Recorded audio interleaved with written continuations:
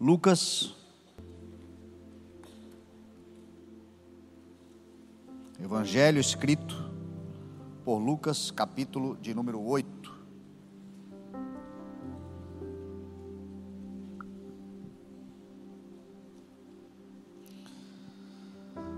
Diz assim a palavra do Senhor: depois disso, Jesus ia passando pelas cidades e povoados, proclamando as boas novas do reino de Deus.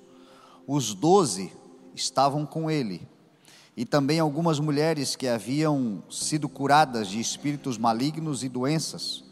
Maria, chamada Madalena, de quem haviam saído 7 demônios. Joana, mulher de Cusa, administrador da casa de Herodes. Susana e muitas outras.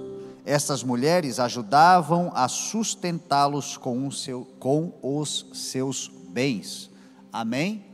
Pai, nós te louvamos, Senhor, pela tua santa, digna, poderosa, viva e eficaz palavra.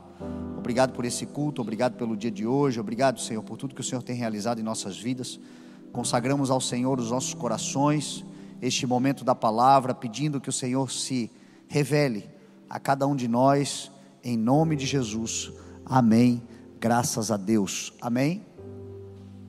Eu acabei de ler um texto curioso, que fala sobre a presença feminina, a presença de mulheres no ministério de Jesus.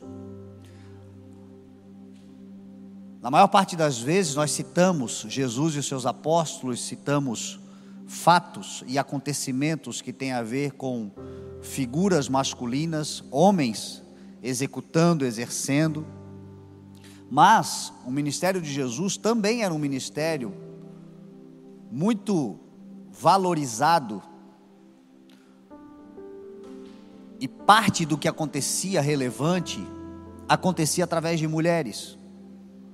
O texto que nós acabamos de ler fala que Jesus ia pregando.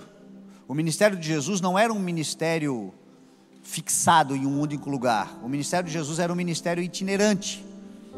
Daí a necessidade de ter mais homens do que mulheres, no sentido dos riscos que eles corriam naquela época, das adversidades daquele tempo, das dificuldades de proclamar e de sair de cidade em cidade.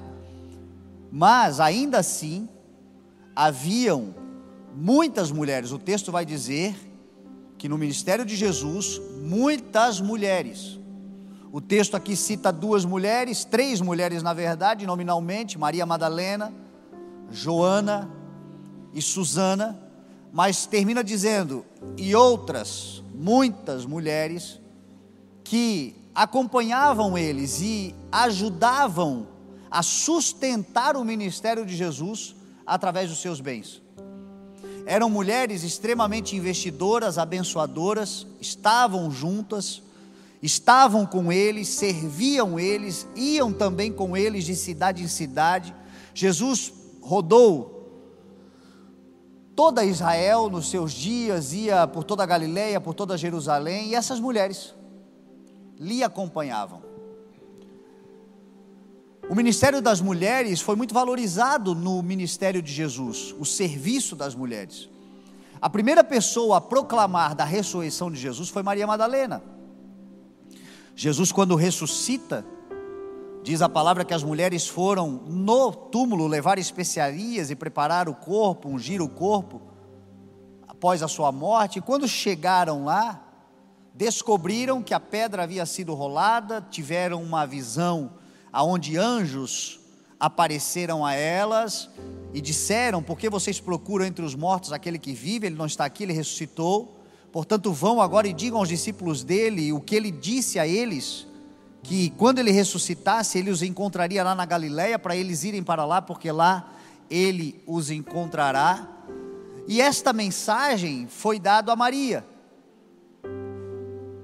Um dos evangelhos diz que Jesus se apresenta a Maria e ela pensa que ele é um jardineiro, e ele diz: sou eu ressuscitei. Vai, diga aos meus discípulos e a Pedro que eu estou esperando por eles na Galileia. A primeira pessoa a levar uma mensagem da ressurreição foi Maria Madalena. o ministério das mulheres, tão valioso, tão importante, o serviço das mulheres. Hoje, como nós estamos num dia de comemoração e celebração do Dia das Mães, nada mais coerente e necessário no dia de hoje que a gente valorize o trabalho de tantas mulheres que no reino de Deus têm sido fundamentais, colunas, porque ajudam com seus serviços, ajudam com os seus talentos, ajudam com seus bens, contribuem, participam. Hoje nós vemos, inclusive na nossa geração, um trabalho muito mais ativo de mulheres do que de homens. Hoje nós vemos em muitos casos as mulheres espiritualmente falando mais evoluídas do que os seus maridos, do que os homens, do que os filhos. Existem muitos lares, existem muitos lugares que as mulheres estão altamente desenvolvidas espiritualmente. Vou falar um pouco sobre isso. Aqui no CI, por exemplo, nós temos a alegria de termos muitas mulheres capacitadas, mulheres que de fato exercem trabalhos dignos e que são muito favoráveis para o crescimento da obra do Senhor, edificam o corpo de Cristo.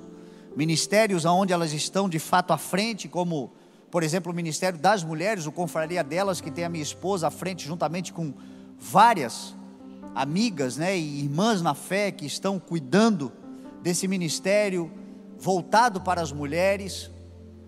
Temos o Ministério Casa Mariane, que é um projeto da igreja de resgate, socorro, auxílio, enfim, ajuda de mulheres que foram vítimas de violência, de abandono, de negligência, mulheres que precisam de alguma forma de um cuidado especial. O projeto Casa Mariane, com a Denelise, que está à frente, juntamente com um corpo também de mulheres altamente preparadas no âmbito da psicologia, da advocacia, mulheres que estão ali para servir, ajudar. No Ministério Kids, por exemplo, temos muitas mulheres abençoadas, abençoadoras. Ali também temos homens servindo, mas a liderança do ministério infantil são mulheres que estão ali com toda a dedicação. A Morgana, que é a líder do ministério, e tantas outras que estão ali servindo, inclusive o Ministério Kids. Nós vimos aqui nos recados que nós precisamos de mais pessoas que se envolvam,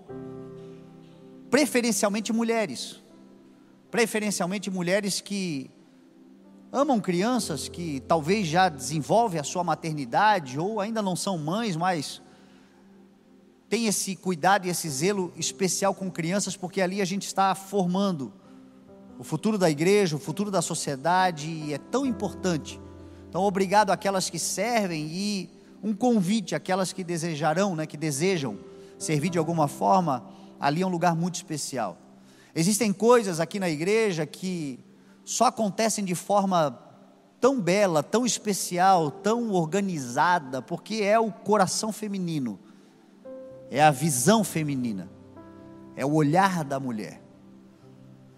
Eu quero agradecer especialmente algumas mulheres e citar para você alguns exemplos bíblicos de mulheres que foram extremamente importantes na construção da igreja de Jesus, do reino de Deus, e da vida que temos hoje, da oportunidade que temos hoje, que passou pela vida delas e por escolhas corretas que elas fizeram, e que nos inspiram, não somente de mulher para mulher, mas também muitos homens, porque existem muitas coisas que nós homens temos e vivemos, porque mulheres na nossa vida nos ensinaram.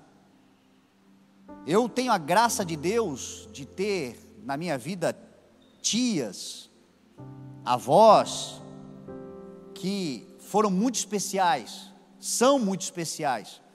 Das minhas avós, uma, ainda está viva, a avó Maria, que é uma mulher que me ensinou muito sobre a dedicação, o trabalho, o arregaçar as mangas e correr atrás das coisas, a prosperidade.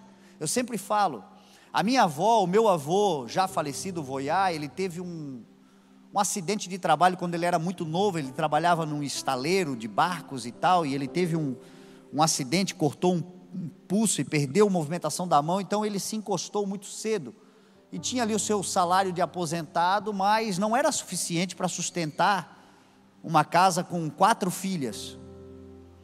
E num tempo muito difícil, de muita pobreza.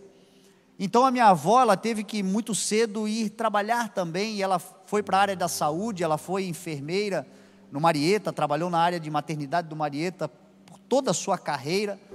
E a minha avó sempre foi aquela imagem daquela mulher que sai cedo para trabalhar, que corre atrás das coisas, que luta pelo que tem, mas com o que tem e a graça do Senhor sobre a sua vida, tem prosperidade. Eu sempre falo que a prosperidade não tem a ver com aquilo que a gente ganha, mas o que a gente consegue fazer com o que ganha. A minha avó e o meu avô sempre foram trabalhadores do salário base, do salário médio, da classe média, e Deus os prosperou de forma maravilhosa. Nunca lhes deu milhões, mas sempre lhes deu saúde, vitalidade, capacidade de realizar os seus sonhos. Em situações às vezes difíceis de filhos, estavam lá para ajudar. Meu avô morreu com 95 anos de idade, porque a pandemia veio. Não foi nem a pandemia que ele matou, foi o isolamento, porque ele era muito ativo, e 95 anos de idade ele andava todos os dias na rua, era o exercício diário dele. De repente fica em casa, o seu corpo padeceu, a sua musculatura definhou, então ele de fato desligou. Mas eu nunca vi o voiá tomando medicação, vivendo mal. Era uma qualidade de vida. A minha avó hoje, ela não está aqui agora, né? Ela vai vir de noite provavelmente, a avó Maria. Ela tem mais de 80 anos. Se você olhar para ela, você diz, não pode ser. Uma senhorinha muito saudável, muito atuante até hoje, e vive muito bem. Então eu aprendi muitas coisas com ela. A minha mãe especialmente, ela me ensinou muito daquilo que eu vivo hoje como pastor. Do meu pai eu sei que eu herdei a vocação, do meu pai eu sei que eu herdei essa obstinação, esse foco, ou talvez até esse hiperfoco nas coisas de Deus. Mas foi da minha mãe que eu herdei o espírito de excelência, o espírito de olhar para as coisas, porque o meu pai, ele era um grande evangelista, um pregador da palavra, mas para ele de qualquer jeito estava bom. Com a minha mãe eu aprendi que para Deus é o melhor que você tem, é o melhor que você pode. É o espírito de excelência, que não é você ser melhor do que os outros, mas é com aquilo que Deus te colocou nas tuas mãos fazer o melhor. No domingo passado, no domingo de Páscoa, né, já alguns domingos atrás, a gente teve aqui uma Páscoa excelente, maravilhosa, uma alta produção, gente altamente capacitada, fizeram tudo com um coração muito dedicado, e eu me lembro que a minha mãe estava sentada ali atrás, e eu comecei a me lembrar dela, e do tempo que eu era criança, em que ela fez um teatro de Páscoa, lá na época do CI da Tenda. Talvez alguém aqui pisou nessa lama do dilúvio, e lembra do CI da Tenda, e eu me lembro da superprodução que foi feita à época, para as condições que tinha na época. Coisa da minha mãe, ela tinha esse olhar, ela tinha essa visão. É uma coisa que eu sempre falo às pessoas, vamos fazer o nosso melhor. É óbvio que no teatro, por exemplo, eu não fiz nada, foram as pessoas que fizeram, mas o espírito do pastor passa muito para a igreja.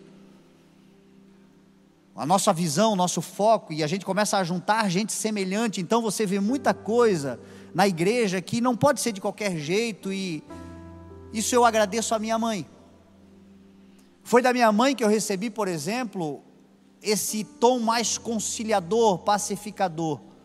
Meu pai era uma máquina de ganhar vidas para Jesus, mas ao mesmo tempo que ele ganhava, ele também, se perdesse também, ele não tinha muita paciência com gente, não. As coisas da igreja, eu acho que nesses 12 anos de ministério que nós temos, se o meu pai fosse o pastor da igreja, nós já teríamos tido umas 4 divisões, porque ele não tinha muita paciência. Eu aprendi a engolir mais sapo, aprendi com a minha mãe. Às vezes a gente, não é que você é bobo, mas você tolera mais, você é mais paciente. O meu bispo, o bispo Floric, fala que isso eu herdei da mãe de fato, esse espírito mais conciliador. Então eu dou graças a Deus, a minha mãe, por essas coisas. Tem algo que eu aprendi da minha mãe, que isso para mim é muito relevante e necessário para ter saúde espiritual. Foi com a minha mãe que eu aprendi sobre liberdade religiosa. Que não tem nada a ver com libertinagem, mas tem a ver com espírito livre, com consciência tranquila e com libertação da legalidade, da religiosidade, do legalismo religioso, que o tempo inteiro está te dizendo não pode, não faça, não toque, não realize, tudo é pecado, tudo é vaidade, vaidade é pecado, e você está sempre culpado de alguma coisa, e você não consegue desfrutar da liberdade que Cristo nos dá, da liberdade que Jesus conquistou na cruz do Calvário. Meu pai foi nascido, criado numa igreja muito tradicional, e na sua época de muitos usos e costumes. O meu pai nunca foi legalista religioso, pelo contrário, mas o meu pai ele tinha aquilo, ele se limitava a fazer muitas coisas, preocupado, com medo,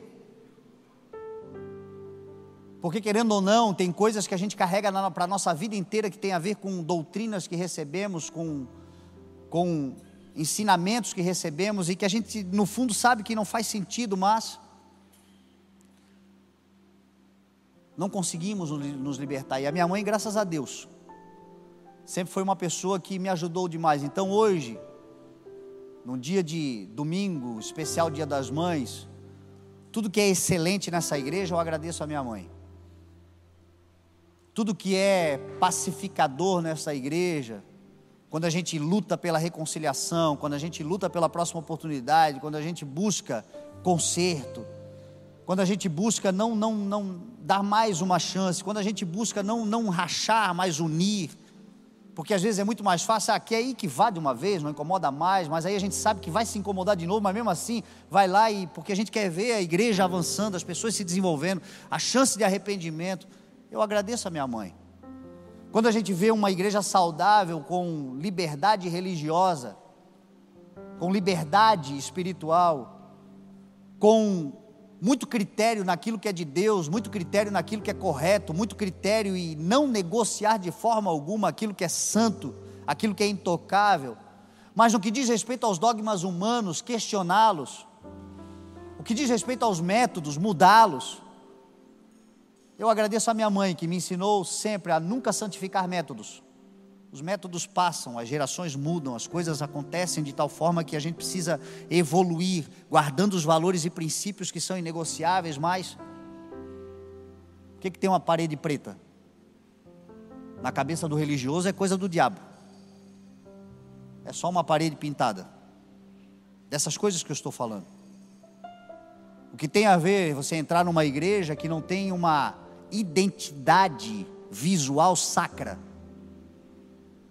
porque às vezes o que diz respeito na consciência de muitos ao lugar ser santo ou não é o que a Bíblia diz que somos nós, a igreja de Jesus que se reúne, que é santa, mas a ambiência. Foi com a minha mãe que eu aprendi essas coisas. E na Bíblia existem muitas mulheres que a gente pode aprender algumas coisas relevantes com elas. Tanto mulheres que podem se inspirar com outras mulheres e mães aqui da Bíblia, como nós homens também. Uma das mulheres que eu quero citar hoje é Sara, mulher de Abraão. Sara, para mim, é uma mulher que resolveu aceitar, iniciar, inovar, fazer coisas novas, num momento da sua vida onde a maioria das pessoas coloca um ponto final. Muitas pessoas colocam ponto final aonde deveriam colocar uma vírgula. Muitas pessoas estão vivendo um tempo da sua vida de frustrações, aonde elas pensam muitas vezes que melhor é esquecer, melhor é deixar para lá. Então elas vão lá e colocam um ponto final. quando Deus pode fazer coisas extraordinárias, apesar de muito tempo ter passado. Deus pode fazer coisas na sua vida, em tempos que ninguém mais espera que aconteçam.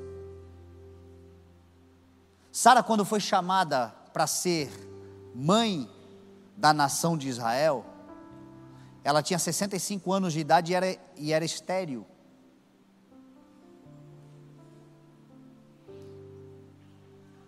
Ela não só já era uma senhora, como também era uma mulher estéril, diz a Bíblia. E aí ela me recebe uma promessa de ser mãe. Me parece muito com a história aqui que nós acabamos de ver da Suzy, aonde ela recebeu um diagnóstico de infertilidade, de impossibilidade, de dificuldade extrema. E aonde ela poderia muito bem ter se conformado e dito, então tá bom, vamos colocar um ponto final, mas ao mesmo passo que ela tinha um diagnóstico de infertilidade, de incapacidade de engravidar, ela também tinha no coração um sentimento de que era possível e de que Deus pode fazer. E é isso que você precisa ter. Existem coisas que vão dizer para você que não vai dar certo, existem coisas que vão dizer para você que o tempo já passou. Eu mesmo tenho na minha vida promessas que, sinceramente, na minha concepção atual, já passou muito tempo. Já passou o tempo, já deveria ter acontecido já há alguns anos, bons anos atrás, 10 anos atrás, e nem aconteceu ainda. Mas, ao mesmo passo que eu sei que já passou muito tempo, dentro de mim me habita uma certeza de que Deus pode fazer quando ninguém mais acreditar que é possível que aconteça. E para mim isso é o viver pela fé. Sara é uma mulher citada no livro dos heróis da fé, no rol dos heróis da fé em Hebreus 11. Apenas 2 mulheres são citadas, e uma delas é Sara. Porque pela fé ela acreditou que a sua vida e o seu ventre estéril poderia vir a dar à luz, por causa da promessa do Senhor. E a promessa do Senhor não tem a ver propriamente com o tempo, com a capacidade humana, com a circunstância. A promessa do Senhor tem a ver com a fidelidade do Senhor, e a nossa resposta tem a ver com a nossa fé, que apesar de o tempo já ter passado e muita gente não acreditar, aqui dentro me habita uma certeza que Deus pode. Deus pode. Então o primeiro conselho que eu te dou, inspirado por Sara, é: não coloque um ponto final em coisas que você tem uma palavra do Senhor, que você tem uma promessa de Deus, que você tem um sentimento que te habita, por causa das circunstâncias, das realidades atuais. Deus pode fazer quando ninguém mais acreditar que seja feito, pode ser feito. Deus pode. A segunda mulher que me inspira é uma mulher que também está no rol dos heróis da fé. Só 2 mulheres estão ali: Sara e Raabe. E Raabe,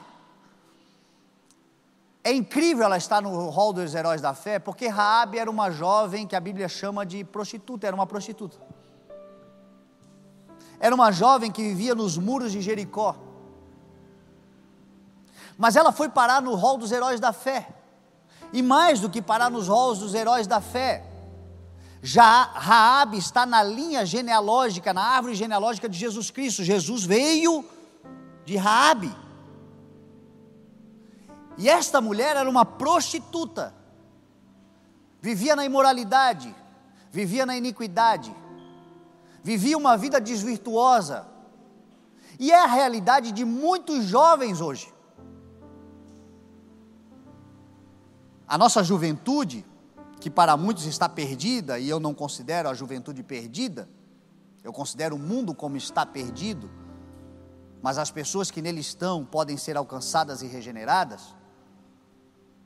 Mas a gente vê hoje uma libertinagem sexual, uma imoralidade sexual. Uma sociedade, uma juventude desregrada. Eu estava vendo que o índice de portadores de HIV e de AIDS no Brasil estão subindo de forma muito perigosa. E que o índice de contaminação está entre jovens de 24, o maior índice de 24 a 29 anos. Que tem a ver com a vida desregrada, com a libertinagem sexual, com a propagação da iniquidade e da libertinagem, com a sexualização cada vez mais cedo dos nossos jovens, com a mentalidade equivocada do mundo, que tem entrado inclusive no pensamento de muitos cristãos. Casar cedo, para quê? Casar cedo por quê? Casar cedo é desperdício da vida. Quantos pais cristãos dizem isso para os filhos, equivocadamente? O que você vai casar cedo o quê? Vai aproveitar a tua vida, vai fazer as tuas coisas, vai conquistar as tuas coisas, quando você estiver lá depois dos 30, 35, aí você casa. Só que quando a gente vai para a palavra diz assim, ó, aproveite a tua vida com a esposa da tua juventude. Quando a gente vai para a palavra do Senhor, a gente aprende que a palavra do Senhor ensina a nós terminarmos o nosso trabalho a céu aberto, a dedicarmos a nossa vida à construção de algo, deixarmos pronta a nossa lavoura e então constituirmos a nossa família, óbvio. Só que ao mesmo tempo que a palavra diz isso, esta palavra que disse isso, se você for na geração dos nossos avós, eles começavam a construir a sua lavoura cedo. Hoje a gente vê, muitas vezes, filhos com quase 30 jogados no sofá, ainda não construíram nada na vida, vivendo de todinho em farinha láctea. Só que estão desde os 12, desde os 15, com as suas taxas hormonais, o seu desenvolvimento para o trabalho, para a força, para a reprodução, ebulindo. Ora, qual é a chance disso dar certo? O mundo corrompeu a nossa consciência. É por isso que eu sou um incentivador dos jovens aqui da igreja, a encontrando um amor que vale a pena, uma pessoa para construir uma vida, que tem o caráter e a visão de mundo parecida. Vão construir a história o mais rápido possível, trabalhem, se esforcem, marquem a data do casamento e casem, porque é o que a Bíblia ensina. Porque senão vai começar a andar nesse mundo aí fora, meu irmão, quando chegar a maturidade já é muita desilusão,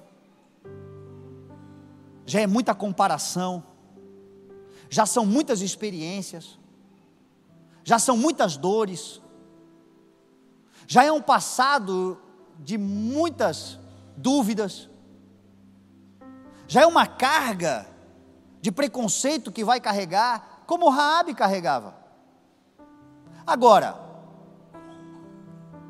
a palavra que eu estou aqui dando é para tentar evitar que tudo isso aconteça.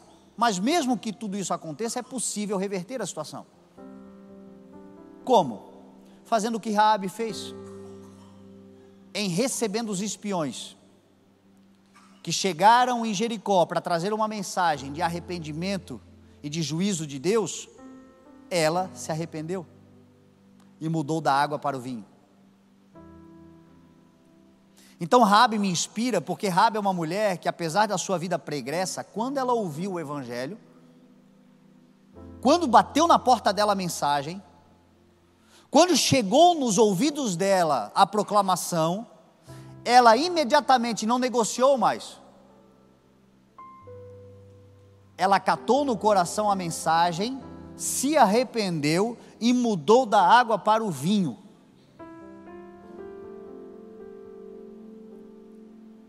E o meu conselho é este para muitos jovens, muitas pessoas, muita gente, que a vida está passando, e que tem tantas coisas que já deu tanta cabeçada na vida, porque era o mundo que você vivia. Mas hoje chega para você uma mensagem de transformação, de vida nova, de Deus sobre você. Ouça essa mensagem, acolha no teu coração e muda de uma vez por todas, da água para o vinho. Larga tudo, as coisas velhas ficam para trás e tudo se fará novo, uma nova história o Senhor vai desenhar para você. Raabe gerou Boaz. Você sabe quem foi Boaz? Boaz foi pai de Jessé, que foi pai de Davi. A mulher que um dia era prostituta nos muros de Jericó, no outro dia era uma resgatada pela graça do Senhor, e o Deus que a resgatou pela graça fez novas todas as coisas na sua vida. Ele deu um homem bom, chamado Salmão, que com ela teve um filho chamado Boaz, que foi esposo de Ruth, que gerou Jessé, que gerou Davi. Extraordinário, né? O que Deus pode fazer na vida de alguém que hoje bota o evangelho para dentro do coração e diz: quer saber de uma coisa? Vida nova, transformação, da água para o vinho.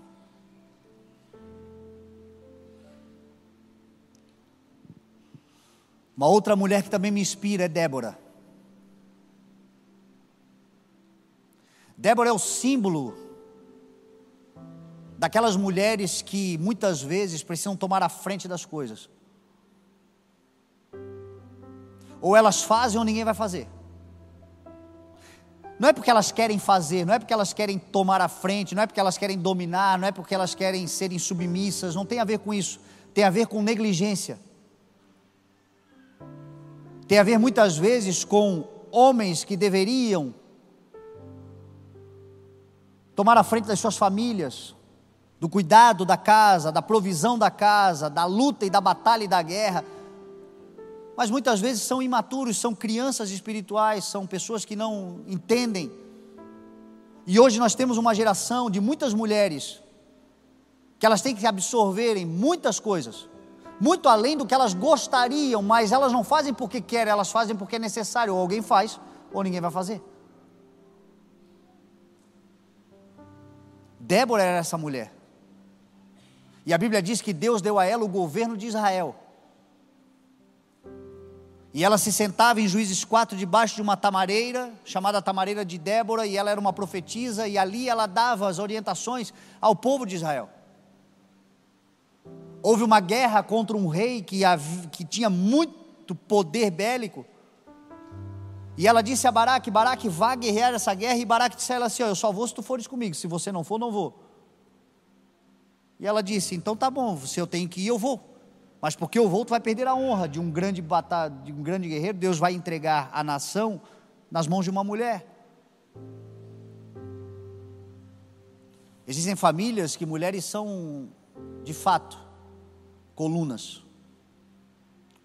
de oração, colunas de sustento, colunas de cuidado, altamente sobrecarregadas, não mereciam, mas são capazes. Não deveria, mas são capazes. Poderia ter sido diferente se nós obedecêssemos aquilo que diz a palavra do Senhor. O homem executar o sacerdócio da casa não tem a ver com uma capacidade intelectual, tem a ver com uma capacidade física mesmo, uma capacidade emocional mesmo. O homem ele é mais forte para aguentar mais carga mesmo.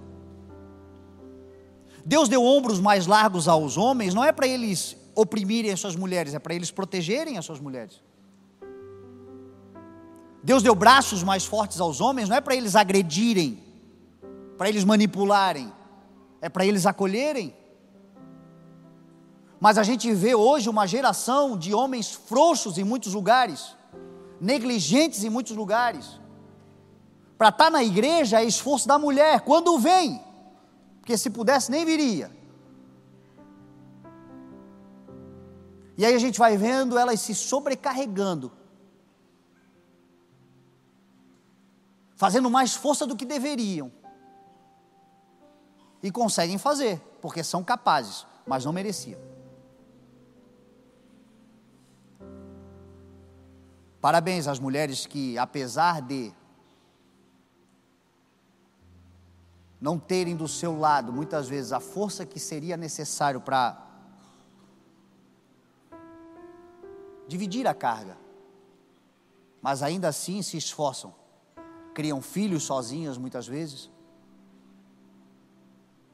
administram uma casa e sustentam uma casa sozinha muitas vezes. Apesar de vocês não merecerem, Deus é com vocês. E Deus dá força. E Deus dá capacidade. E Deus dá sustento. E Deus de fato abençoa. E Deus vai lhes honrar em nome de Jesus.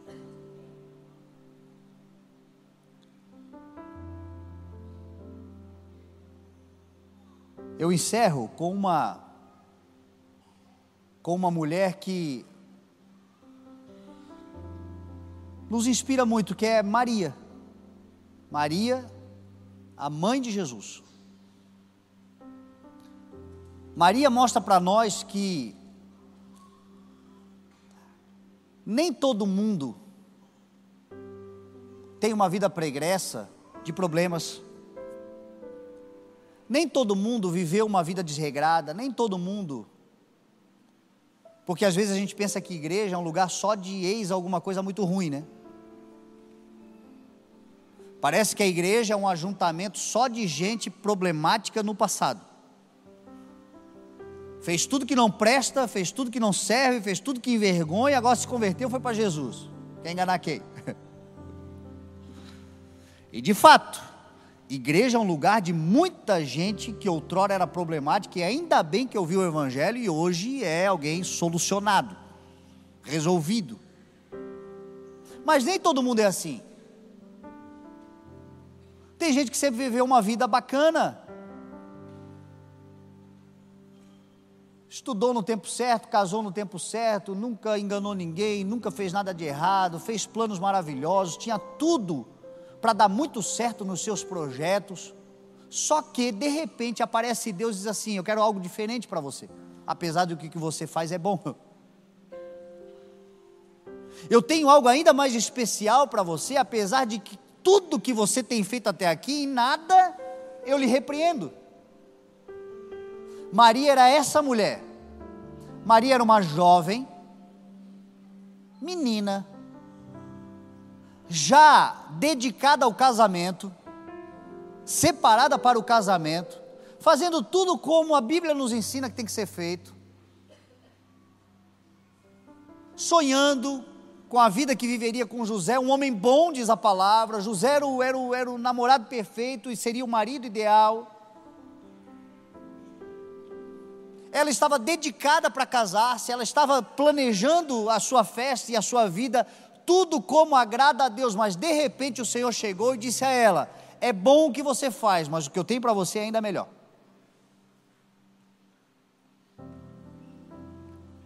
E aí ela teve a capacidade de abrir mão de projetos bons pelo projeto de Deus, de projetos excelentes pelo projeto de Deus. Existem coisas que na sua vida o Senhor não te repreende em nada, mas ainda assim Ele diz para você: não é o que eu tenho para você, eu tenho algo diferente para você. E a pergunta é: você está disposto a abrir mão, não do que é proibido, mas do que é permitido? Você está disposta a abrir mão, talvez, de coisas que não sejam ilegais, nem imorais, mas que ainda assim não lhe convém, não porque vai de alguma forma degradar a tua imagem, mas é porque é diferente do que o Senhor tem para você? Talvez em algum momento da nossa história esteja tudo muito perfeito, tudo muito bonzinho, tá bom assim, se melhorar estraga, e o Senhor diz assim: não, eu vou melhorar para provar para você que não estraga, vou fazer algo que você não espera, para você entender. e para você perceber que o que eu preparei para você é infinitamente maior do que tudo que você pediu ou pensou. O teu projeto é bom, mas o meu projeto é excelente. Talvez você viva em algum momento essa circunstância. E aí Maria inspira. Porque Maria, ela resolveu, ela disse assim: seja feito comigo, conforme a tua vontade, Senhor. Porque mais importante do que qualquer plano que eu faça, qualquer ideia que eu tenha, qualquer projeto que eu desenvolva, é estar alinhado com aquilo que o Senhor tem para a minha vida. Sara, por causa da sua decisão de não colocar um ponto final naquilo que deveria ser só uma vírgula, diz a palavra que ela gerou Isaac, e Isaac significa aquele que faz sorrir. O Salmo de número 30, Davi disse assim, que a ira do Senhor, ela pode durar um momento, mas a sua alegria, o seu favor é para a vida toda. O choro pode durar uma noite, mas a alegria irrompe pela manhã. Sara sorriu.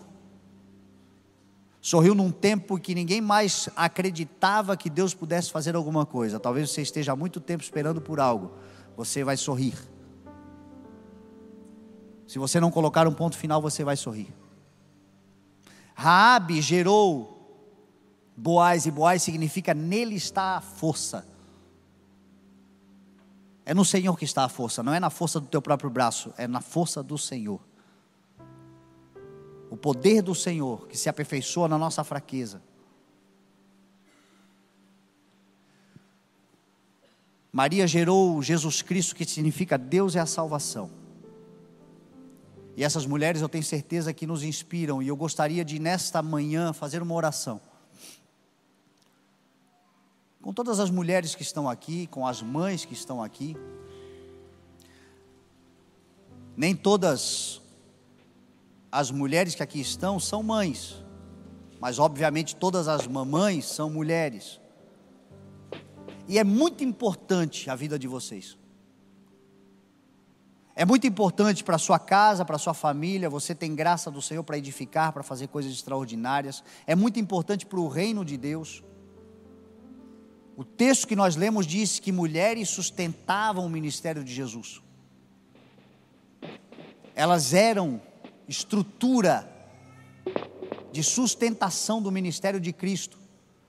Enquanto Jesus ia proclamando de cidade em cidade o reino de Deus, o evangelho do reino de Deus, essas mulheres estavam juntas, servindo como alicerce. Como são importantes na igreja, na família, na sociedade. E eu gostaria de orar com vocês. No último culto de ceia que nós tivemos, de mães que nós tivemos aqui, muitas mulheres vieram à frente que nem mães eram e hoje estão gerando.